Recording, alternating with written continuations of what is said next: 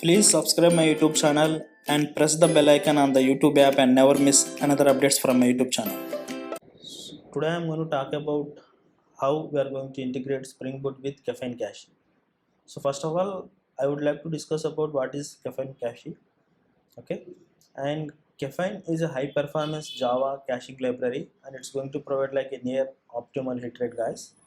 So if you guys want to know like more about this Caffeine cache, you can just go through this wiki page. I'm going to attach this wiki page link in video description. So Caffeine provides like flexible construction to create the cache with the combination of the following keys, guys. So like automatic loading of entries into the cache, size based eviction when the maximum size is exceeded based on the frequency and recency, and we have like time based expiration as well. It's going to be measured like since last access or like last write, asynchronously refresh when the first tail request for an entry occurs, guys. So keys automatically wrapped in weak references. At the same time, values also automatically wrapped in weak or soft references. So weak reference in the sense like if keys or values have like any weak references, garbage collector will come into the picture and it's going to be uh, automatically wrapped up, and it's going to be send the notifications when like when you are going to be evicted like entries. Okay, and after that writes the propagator to an external resources and accumulation of cache access statistics. So that means like so you will have like all the statistics related to your entries.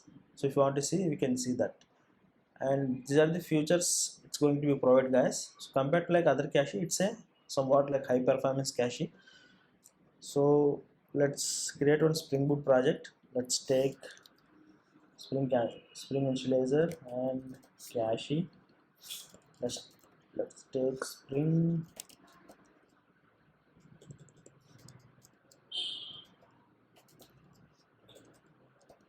Caffeine Cache. Okay.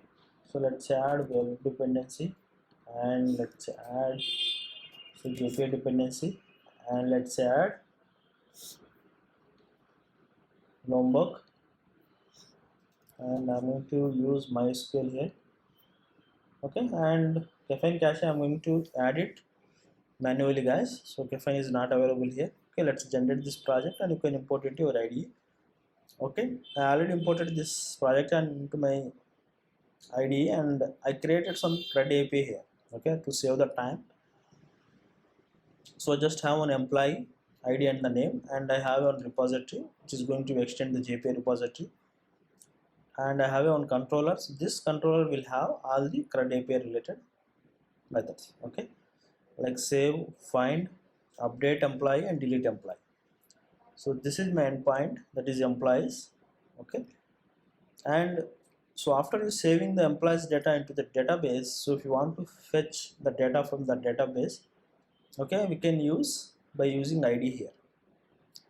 So what like if you hit like couple of times, so it's going to be get it from database only. Okay, let's see how it's going to be get it from the database. So this is my endpoint, this is post method. Let's hit this endpoint. Okay, so it's saved in MySQL database. Let's get it by using get method. Okay, it's written, and if you open your console, you will see. So we have a Hibernate query, that is select query, and I just added one logger here, employee data fetched from the database. So before it is going to be written from that repository, I just added one logger here. Okay, so if you hit like couple of times, second time, third time, fourth time, okay, so it's going to be returned from the database only. So you can see the loggers here, but this is very costly operation. Okay, so now what I'm going to do is I'm going to use the cache here, cache configurations, guys. So to do that, I'm going to create one config directory here. So that is config, inside the config package I'm going to create, okay, Caffeine cache config file. So this could be at the rate of configuration, and inside that we need one bean. Okay, that bean could be caffeine bean. Okay, so caffeine bean. So this caffeine bean, again, like it's going to be written caffeine um, dot new, sorry, so the caffeine beans not returning because we haven't added any dependencies to this, right? So what we need to do is we have to add the dependencies here. Okay, so this I need like one Spring Boot starter cache, and after that we need this caffeine cache. Okay, so after you refreshing your project, come here, and so let's try this. So now you are able to see this new builder here. So that means you are able to access. So we have like expire after access. So I want to add some value here. Okay, so that is time units. I want to say in the time units, guys. So time unit, hours or minutes. Okay, I'm going to take into minutes here. Okay, so this is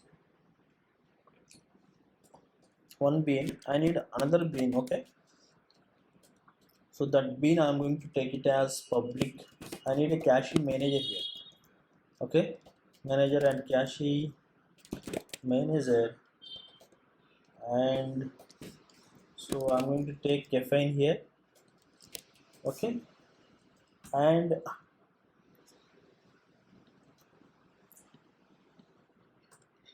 so the same, so we can create caffeine cache manager here, and we can set it this caffeine here. But so whatever that values we have provided, these are hard coded values, right? So next time if you want to change these values, you have to directly change your program values, right? So this is not recommended way in the real time, guys. So to do that, what we need to do is, instead of we can write this config bean, okay, in application.aml or in application.properties file, we will write that. So let's open application.aml file. So here we can write it, guys. So like this, spring cache, and the cache names, the caffeine spec, maximum size is 500, expire after access. Okay, so 60 minutes. So this is recommended way. So next time, like if anybody wants to change this time or like the maximum size, if you want to be acquired for cache, then you can directly come and change it. Okay, so instead of coming and changing here in this config file. Okay, so that's why I'm not going to be recommend this one, so I'm going to delete this, and I just added there, and I just added this configuration. And after that we need to enable Spring Boot cache.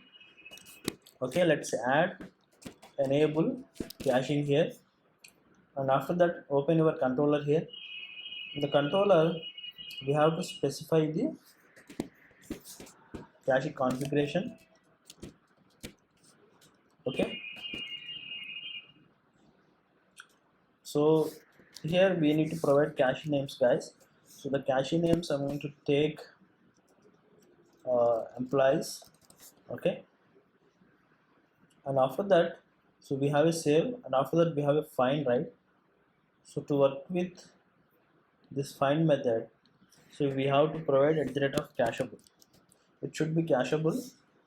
Okay, so the cacheable, so we'll have the value means like the cache name, because we already provided on the top of the class, but value not required here. So I'm going to take key here. Okay, so the key I'm going to take it as id here. Okay, this id. So if you want to update like employee, so then we have to update your cache as well, otherwise you will get the conflicts. So to do that, so we have a cache put. Okay, here are some take key sorry guys, key, and so this is cache put, and after that I'm going to take cache evict. So this cache evict, I'm going to take it as key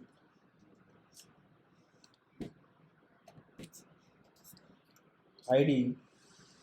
So to delete like employee, so we have to delete employee in the database as well as in cache. Okay, that is the reason I have added cache evict here, and I'm just going to add all. So here we have a couple of options. So if you want to delete all entries, you can add it all entries equal to 2. It's going to be delete all entries here. Okay, and that's it guys.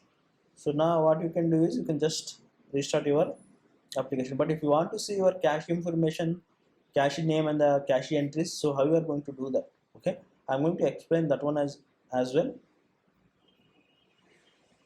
So I have already one class guys, so let's copy this class and let's come to your controller. Okay, I'm going to create another controller guys. So this is another controller. I'm going to use cache manager here and object mapper. Okay, so this, by using that, I'm going to get the cache names as well as entries. Okay, so I'm going to add this code in the GitHub. You can get it from there. You can go through this code, and let's restart this code guys and test it whether it's working or not. Application is started. Let's open Postman and let's insert some data. Data is successfully inserted into the DB, and let's get it by using get method. Okay, let's hit first time. Okay, let's go to your console and check this. So we printed to employee data fetched from database. Okay, and it's written Hibernate SQL query as well guys. And the second time when I hit it, so there is no second log from DB, and hit couple of times guys. Okay, come back here, see this. So only initially it is getting from the DB, the second time onwards it's going to get it from the cache. Okay, so that is the advantage guys. And so now, so if I want to update this, okay, this name in DB as well as in cache, so I'm going to use the put here and Technotown Techie in Hyderabad. Okay, so let's update this. I have updated successfully. Okay, and so if I get it now by using get method, it has to be written the updated one because it should update it in DB as well as in cache as well. So I'm going to hit couple of times. So let's see. So let's get it. So we return okay DB from so TechNet Town Tech in Hyderabad, and let's hit it second time, third time, fourth time. Okay, so only the first time it's returned, and the second time onwards it's going to get it from okay cache. So it's working fine guys, and if you want to delete it, so you can delete it here as well. Okay, I'm going to delete it. It's going to be deleted from the DB as well as in cache. It's deleted, and let's get it by using get method again. Okay, see this, we are getting null. And one more thing I forgot to show you guys, so let's return this. So I want to show you the cache names. Sorry, let's insert some data. I inserted some data here. Okay, and so whatever the data I have inserted, I want to get it by using get method. Okay, I'm doing second time. Okay, so I want to see the cache names here. Okay, so I just added one more controller to get the cache names and the entries guys. So let's see this. So cache name, so cache name is employees. Okay, and if you want to see entries and the employees, so how the entries is stored, if you want to see, you can see here we have a first entry and second entry. First entry we have added with the help of ID1, and we have headers on the body and the status as well, and that is deleted. And the second one, okay, this is the second one guys. Okay, second ID and the headers and the body and the ID, and we have like all the data, everything. So if you observe here, the first one doesn't have the body, we have null because we returned, right, we deleted, right? So that is written, we don't have that value, so it is written empty. So we have second entry data. Okay, so this is how it will work, guys. And so if you are not satisfied with this key and if you want to create some custom key, so how we are going to be create the custom key? Okay, let's create one more custom key. Custom key. Inside the custom key package, I'm going to create a custom key generator, guys. Okay, sorry, I by mistake I have added wrong. Let's refact this.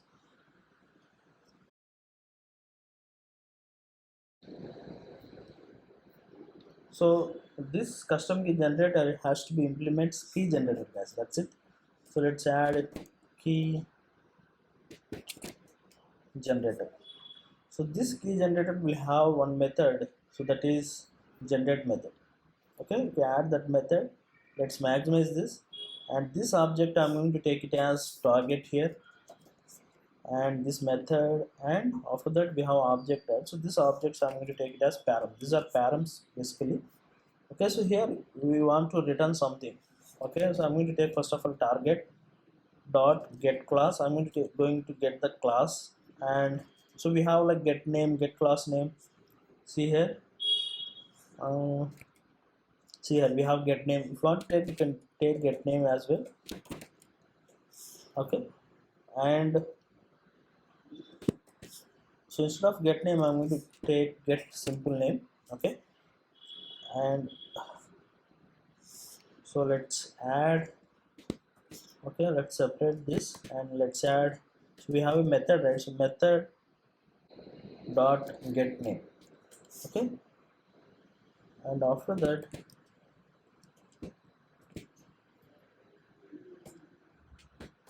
so here, so I'm going to take params again. Okay, okay, these params I'm going to take it with the help of string utils, guys. String utils dot array. Okay, array to delimited string. Okay, the second one, array to comma delimited string. Two things are there. The second one I'm going to take it here. So I want to separate out the params with the help of this one. That's it.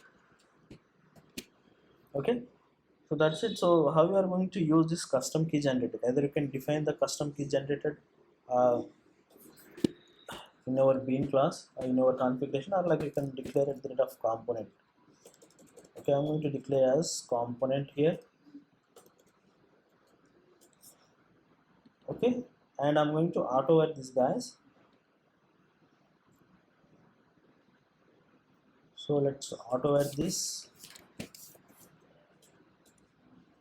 private to custom key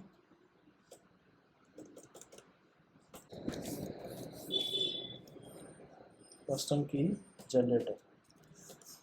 That's it. So copy this. Okay, and while we are caching, so we have key and key generator.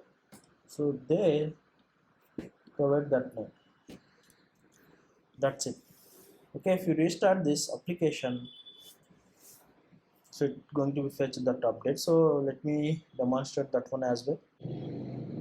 Okay, application is started successfully, and let's hit our endpoint, that is employees, and let's post some data. Okay, and let's get it couple of times to caching this first, second, third, and let's check.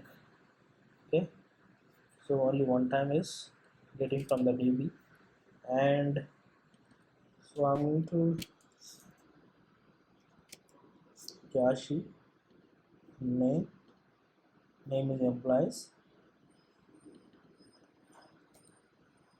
Entries, let's check the entries, guys.